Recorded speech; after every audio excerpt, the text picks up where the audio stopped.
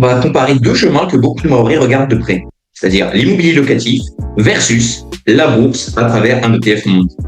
On va avoir d'un côté Abdou qui lui choisit la pierre et de l'autre Karim qui lui choisit plutôt les actifs financiers, donc les marchés mondiaux. On va partir du même point de départ avec le même capital de départ, les mêmes revenus. Donc la seule vraie différence, ça va être la stratégie. Et ce que l'on va chercher à comprendre ici, c'est surtout les coûts invisibles, ceux dont on ne parle jamais. Allons-y. Alors, Abdou et Karim, ils partent avec un capital de départ similaire, c'est-à-dire 50 000 euros. Ils gagnent tous les deux 45 000 euros par an. Ils ont le même âge, ils habitent dans la même ville, ils ont la même ligne de départ financière. Je veux absolument que l'on enlève toutes les excuses habituelles. Oui, mais c'est pas la même ville. Oui, mais il est à Mamoudzou. Oui, il est à Paris. Oui, il est à Bordeaux. Ils sont pareils. Là, la seule variable, ça va être le choix d'investissement. D'accord? Allons-y. On va commencer par celui qui, le jour 1, peut beaucoup plus impressionner les autres, c'est-à-dire Abdou avec son immobilier locatif. On a donc Abdou qui utilise ses 50 000 euros comme un apport afin d'acheter un bien d'une valeur de 250 000 euros. Ok? Et c'est ça qu'il faut comprendre en tant que Maoré, c'est que quand on cherche à investir dans l'immobilier, il a un facteur important qui le différencie, qui le dissocie par rapport à la bourse. Et ce facteur, c'est quoi? C'est l'effet de levier. L'effet de levier, c'est le fait de pouvoir emprunter de l'argent qui ne nous appartient pas, pour investir. Et ça, c'est génial. C'est l'un des seuls avantages compétitifs de l'immobilier par rapport à la bourse. Et il faut pouvoir l'utiliser. C'est de la bonne dette. Donc, par rapport à son crédit qu'il fait, donc, sur 25 ans, là, à hauteur de 4%. D'ailleurs, ça aussi, il faut l'avoir en tête. Le remboursement du crédit, ce n'est pas que le propriétaire qui le rembourse. L'idée, c'est aussi de passer par le locataire, que en fait, ce soit le loyer qui permette de rembourser une partie du bien. Donc, c'est pas toi en tant qu'acheteur qui va rembourser, mais plutôt le locataire en te payant un loyer. On va pas rentrer dans tous les détails là maintenant. C'est pas ça l'idée. Okay? Le Abdou, là, il doit rembourser donc 1050 euros par mois à sa banque. Ok? Ça, c'est ce qu'il doit à sa banque. Maintenant, le loyer de son logement, là, locatif, il est à 1350 euros. D'accord? Ça veut donc dire que Abdou, il a réussi à se dégager un cash flow positif. Pourquoi un cash flow positif? Parce que son loyer, il est à 1350 et lui, il doit donc 1050 euros à la banque. Ça veut dire que dans sa poche à lui, ce qu'il garde, c'est 300 euros. C'est incroyable parce que normalement, c'est pas obligé d'avoir un cash flow positif. Souvent, quand on commence à investir en immo, on va avoir un cash flow qui est négatif. Bon, là, forcément, le Abdou, ils se sont super malins, super intelligents et socialement, investir dans l'immobilier, ça parle aux gens. Un appartement, ok, t'as des clés, t'as un locataire, tout ça là, c'est concret, c'est tangible. Et en face, ce que l'on a, c'est Karim, qui lui joue à un jeu qui est beaucoup moins spectaculaire. Et c'est justement là que ça devient intéressant. Essayer de comprendre quelle est la position de Karim. Comment est-ce que, en choisissant les placements financiers, il peut s'enrichir lui aussi. Donc, on a Karim de l'autre côté qui prend les mêmes 50 000 euros, qui place sur un ETF monde qu'on appelle MSCI World, ok, et il va ajouter tous les mois 300 euros. La même chose, c'est ce qu'on appelle le DCA, Dollar Cost Averaging. Là, Karim, lui, il n'a pas de locataire, il n'a pas de clé, téléphone à 22 heures, il ne doit pas appeler de plombier, il ne doit pas appeler d'électricien, il n'y a pas d'artisan à rembourser. Ce qu'il fait, en fait, Karim, lui, c'est qu'il a choisi d'investir dans un panier d'actions, ok, qu'il est actionnaire de plusieurs milliers d'entreprises. Là, concernant l'ETF MSCI World, on parle de plus de 1500 entreprises, ok, qui concernent donc 23 pays développés, mais également quelques pays émergents. Et donc, il investit sur quel type d'entreprise? On a Amazon, Apple, Samsung, Tesla, on a aussi LVMH, on a L'Oréal, enfin, on a les plus grosses entreprises mondiales. Voilà dans quoi il investit le Karim. Il investit pas dans du vent, il investit dans des entreprises qui existent. Il investit dans les meilleures entreprises au monde. C'est ça qu'il faut comprendre. Non, pourquoi est-ce qu'il ferait ça? Qu'est-ce qu'il y a de puissant là-dedans? et quel retour il peut attendre. Karim, lui, dans son cas de figure, il peut attendre un rendement moyen qui est aux alentours de 9% par an.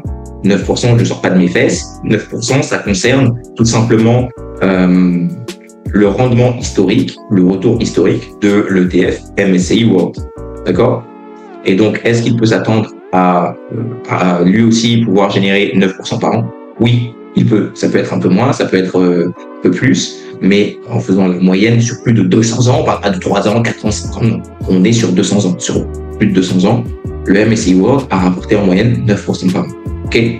Donc, la stratégie de Karim, elle est basée sur l'utilisation du temps, sur la régularité et sur le rendement dont on vient juste de parler. C'est comme ça que Karim compte se constituer sa liberté financière. Et c'est génial parce que lui, il a une gestion qui est quasiment nulle. Ok, il y a personne qui va l'applaudir au début parce que c'est pas spectaculaire. Personne ne va se dire ouais c'est super, il a investi sur un ETF, il a acheté un ETF. Non, pas du tout. Par contre, ce qu'il faut comprendre avec la stratégie de Karim, c'est que les rendements composés, eux, ils vont travailler dans l'ombre. Peu importe que les gens l'applaudissent ou pas, son investissement va lui rapporter au fil du temps. Bon.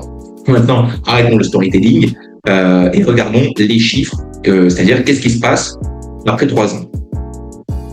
Donc, après 3 ans, ce que Abdou peut dire, c'est qu'il a encaissé près de 48 600 € de loyer. D'accord? Il a remboursé son crédit à hauteur de 37 800 €. Il affiche donc un cash flow positif, brut, de presque 10 000 €, de presque 11 000 €. On est à 10 800 €. OK? Ça, bon, c'est les gros chiffres, ceux qui sont impressionnants. Ouais, les gars, moi, ça y est, mon loyer, mon investissement locatif, là, il a permis de me générer presque 11 000 € en 3 ans. C'est les chiffres bruts. Ce qu'il faut comprendre, c'est que derrière, il y a la vraie vie qui arrive. La vraie vie, c'est quoi? La taxe foncière, les assurances, les charges, le chauffe-eau éventuellement, les travaux tout simplement de copropriété, les vacances locatives, parce que quand t'as plus de locataires, tu gagnes plus d'argent, la relocation, tout ça, ce sont les frais que le propriétaire, c'est-à-dire Abdou, aura payé tout au long des 3 ans. Okay. Et généralement, quand on soustrait tout ça, le bénéfice, il tourne autour de zéro. Pourquoi? Tout simplement parce que c'est un investissement.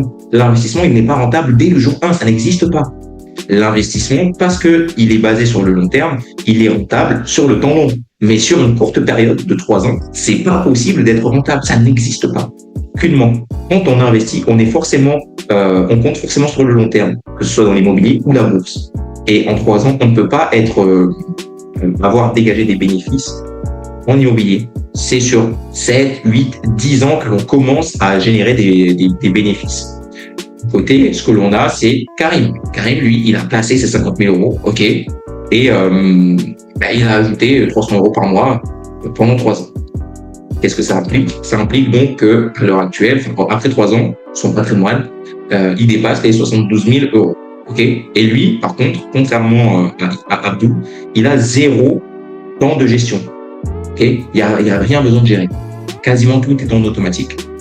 Okay. Maintenant, faut pas enterrer Abdou. Il a encore son arme principale. Son arme principale, qu'est-ce que c'est? L'effet de levier. Au bout de 10 ans, qu'est-ce qu'il se passe? L'appartement d'Abdou, il vaut 320 000 €. Okay. Et il doit encore rembourser 170 000 € à la banque. Et donc, la valeur nette de son bien, elle est d'environ 150 000 €. Qu'est-ce que ça veut dire? C'est quoi tous ces chiffres? La valeur du bien, c'est la valeur totale du logement qu'il a, de son appart. OK? Les 170 000 correspondent tout simplement à ce qu'il doit continuer de rembourser à la banque. Et la valeur nette, ça, c'est tout simplement la valeur du bien moins ce qu'il doit payer à la banque. Ce qui nous fait donc une valeur nette de 150 000 €. Maintenant, pendant 10 ans, le Abdou, là, il s'est pas rien passé. Lui, pour garder le bien en état, il a dû forcément réinjecter de l'argent et surtout absorber toute la charge mentale. Parce que il faut le gérer et tous les éléments dont on a parlé juste avant. Tout ça là, ça a un coût. Ça a un coût mental et ça a un coût aussi financier. Et donc le chiffre que j'ai pris, c'est tout simplement 10% de la valeur nette. D'accord? Donc 10% de 150 000 €, ce qui nous donne à peu près 15 000 € de dépensés pour continuer de pouvoir jouir de son bien. Donc ici, on a un rendement net qui est aux alentours de 3%. D'accord? Ce qui est la norme, hein. La moyenne dans l'immobilier, ok? Une fois qu'on a payé tous les frais, la moyenne tourne autour de 5-6%. Quand on a 6% de rendement net en IMO, on est vraiment bien. Mais généralement, on tourne autour de 3-4%. Ok? Donc, c'est pas des chiffres inventés. Je suis pas en train de dire n'importe quoi. Consultez vous-même. À côté, ce que l'on a, c'est Karim. Karim, au bout de 10 ans, lui, il a investi 86 000 euros. D'accord? Mais grâce à la croissance du marché, les fameux 9% de rendement, eh bien, son portefeuille, lui, il tourne autour de 160 000 euros. D'accord? Lui, il n'a aucune dette. Son patrimoine, il est très liquide. Qu'est-ce que ça signifie, la liquidité? C'est tout simplement le fait de pouvoir acheter et vendre n'importe quel moment. C'est-à-dire, il veut récupérer son argent maintenant, hop, il appuie sur un bouton, on lui verse ses sous. Abdou, il peut pas faire ça. Abdou, il peut pas faire ça déjà parce qu'il a des locataires, parce que les locataires doivent payer. C'est pas à n'importe quel moment qu'il peut récupérer ses sous. Et admettons qu'il veuille vendre son bien, il doit trouver un acteur. Et un acteur, ça ne se trouve pas à minuit ou 23 heures. Non.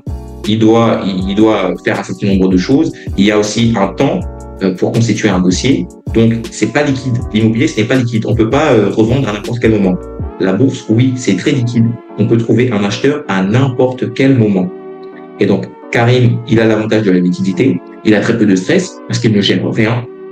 Et il est diversifié au niveau mondial. Et la diversification, elle lui permet d'être tranquille. Quoi, tranquille? Parce que lui, il ne dépend pas des lois d'une ville ou d'un pays. Lui, il est soumis au marché mondial. Si l'entreprise Apple a des problèmes, il n'y a pas de problème.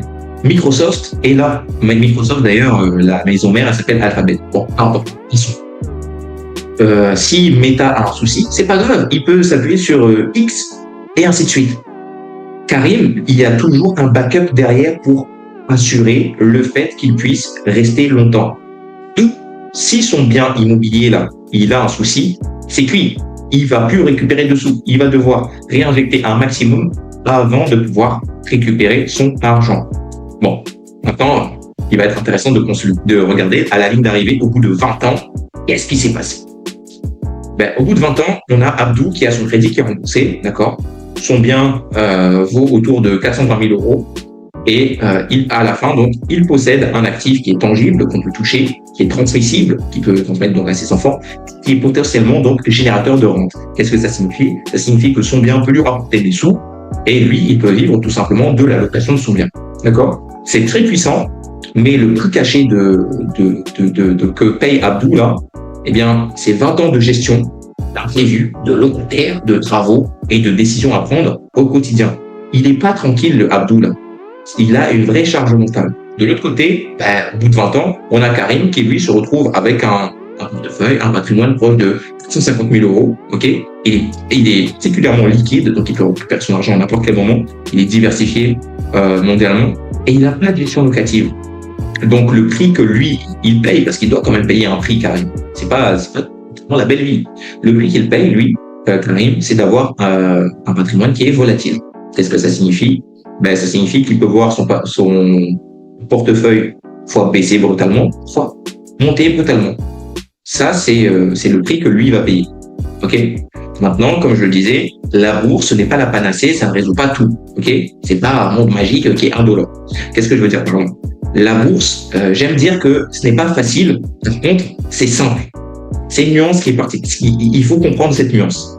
Techniquement, en fait, acheter un ETF MSCI World, un ETF Monde, c'est facile. Tu te rends chez n'importe quel courtier, tu cherches MSCI World, tu vas l'acheter. C'est simple, pardon. Moi, je comprends. C'est simple. Tu vas chez n'importe quel courtier et tu choisis, tac, tac, tu as fait ton achat. Mais psychologiquement, en fait, rester investi, quand ton portefeuille baisse de 35%, c'est-à-dire quand tu passes de 300 000 à 200 000 euros sur un écran là, ça c'est particulièrement violent. Et ce qui va se passer à ce moment, c'est que beaucoup de personnes vont vendre et vont paniquer, et vont vendre au pire moment possible. Et puis ils vont revenir quand le marché va repartir à la hausse. Et ça, c'est la pire chose à faire en tant qu'investisseur. C'est pour ça qu'il faut d'abord développer une mentalité d'investisseur avant de se rendre sur les marchés. Ils font totalement l'inverse de ce qu'ils devraient faire. Et c'est dramatique. Ensuite, ils vont dire oui, la bourse c'est le casino. Non, c'est pas le casino. Tu dois d'abord avoir la bonne mentalité, une mentalité d'investisseur. Ensuite, aller sur les marchés. Tu dois comprendre quels sont les différents principes. Et ensuite, tu te poses. Faut pas faire l'inverse. Faut pas demander d'abord les plateformes, les stratégies, etc. Ça, c'est secondaire. La priorité, c'est d'abord que tu aies l'état d'esprit d'un investisseur, et un investisseur, je répète, j'insiste, c'est forcément une personne qui base sa stratégie sur le long terme. Un investisseur n'est pas quelqu'un qui est là pour le court terme. Ça n'existe pas. Si tu es un investisseur, tu es là pour le long terme. On n'est pas un spéculateur. Les spéculateurs, ce sont les gens qui veulent faire des coups, des paris. Ouais, moi, je veux que ça monte là et je le vends direct. L'investisseur, il réfléchit pas comme ça. L'investisseur, il est là sur le temps long. 5 ans, pas 5 ans, pardon, je dis des bêtises. 5, 8, 10, 15. Voilà. L'investisseur, il est sur le moyen long terme. Et je dirais même, le très long terme, c'est entre 30 et 20 ans d'investissement. Ça peut paraître long comme ça, mais en réalité, ça correspond tout simplement au temps pendant lequel tu vas travailler. Admettons que tu commences à travailler à 22, 23 ans, tu arrêtes à 64 ans. Quand on a décidé, parce que tu es devenu libre financièrement, et ça veut dire qu'à 60 ans, tu es tranquille. Et à 60 ans, pas la retraite minable que l'on te propose, tu as tes investissements, plus la retraite minable qu'on te propose. Ce qui te permet donc d'avoir un niveau de vie qui est confortable, parce que tu sais exactement ce dont tu as besoin toi, tu auras fait en fonction d'eux, et puis tu seras beaucoup plus tranquille par rapport aux derniers instants de ta vie. Et surtout, tu auras un patrimoine à transmettre ensuite à tes enfants, et eux, ils auront le devoir de le faire fructifier plus tard. Donc, l'idée de cette simulation-là, c'est pas vraiment de savoir est-ce que je vais plutôt en immobilier, est-ce que je vais plutôt en bourse. Non, le vrai verdict, il est beaucoup plus exigeant. Qu'est-ce que je veux dire par là? Le meilleur investissement, ce n'est pas celui qui affiche le plus gros chiffre théorique en plus. En fait, le meilleur investissement, c'est celui que tu peux tenir pendant 20 ans. Donc, choisis l'immobilier si tu as du temps, si tu acceptes la dette, si tu connais le marché local et si tu es prêt à tout gérer comme un chef d'entreprise. Parce que l'immobilier, c'est semi-passif. T'es pas passif, hein. Tu dois faire des choses. D'accord? Contre, choisis la bourse si tu veux de la simplicité, de la liquidité, une diversification immédiate. Et si tu refuses aussi de la charge mentale locative. Il n'y a aucun choix qui est parfait. La richesse provient de la discipline et pas de la mode du moment. Maintenant, j'ai une question pour toi. Avec 50 000 euros, tu aurais choisi quoi? L'immobilier locatif à Mayotte, ou alors un ETF monde, ou même une combinaison des deux. Écris-moi ton choix en commentaire et surtout, explique-moi ton raisonnement. Abonne-toi, like la vidéo si ça t'a plu et commente. Si tu veux d'autres vidéos de ce genre, n'hésite pas à me le faire savoir.